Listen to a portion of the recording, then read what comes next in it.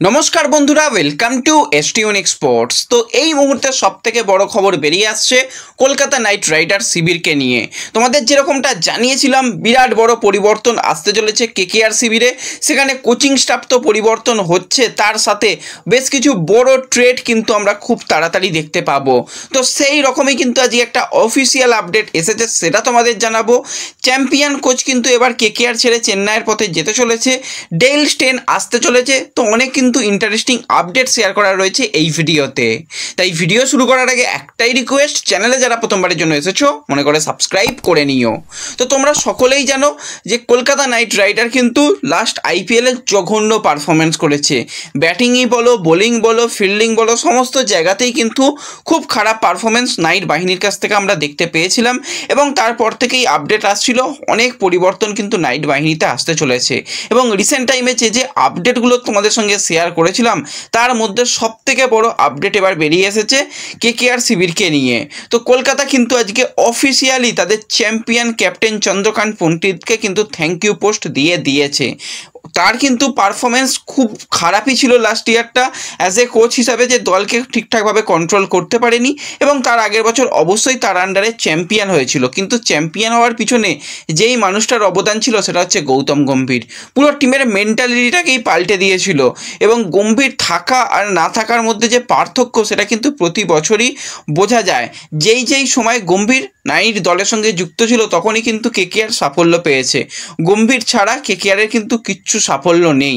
দুবার কিন্তু চ্যাম্পিয়ন করেছে। তো অ্যাজ এ কোচ হিসাবে, প্লেয়ার হিসাবেও কিন্তু দলের একটা আলাদা ক্রেডিট কিন্তু গৌতম গম্ভীরের যায়। কিন্তু চন্দ্রকান্ত পণ্ডিত তার আগেও যখন 3 বছরের চুক্তিতে প্রথম বছরে ছিল, খুব একটা ভালো পারফরমেন্স ছিল না।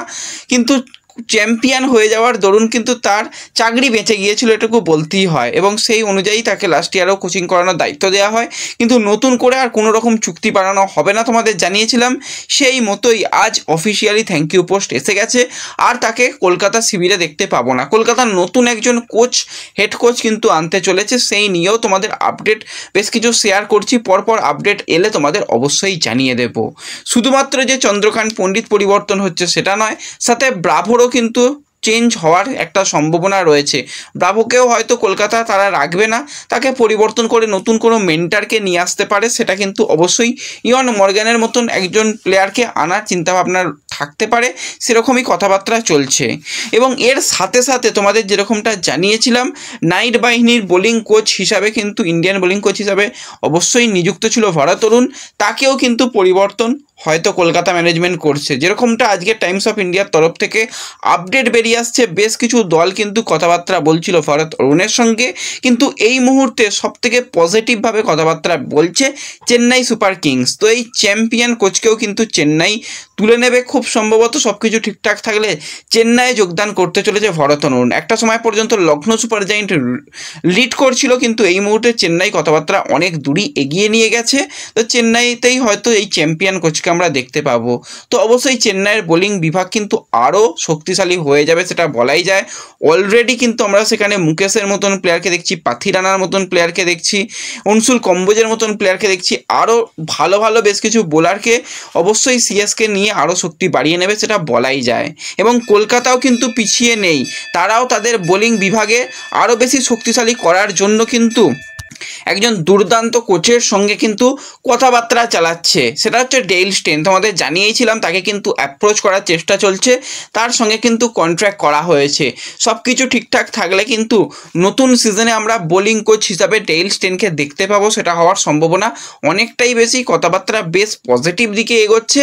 কয়েকদিনের মধ্যেই হয়তো তার নাম অফিসিয়াল অ্যানাউন্সমেন্ট হয়ে যাবে, যদি সে রাজি থাকে।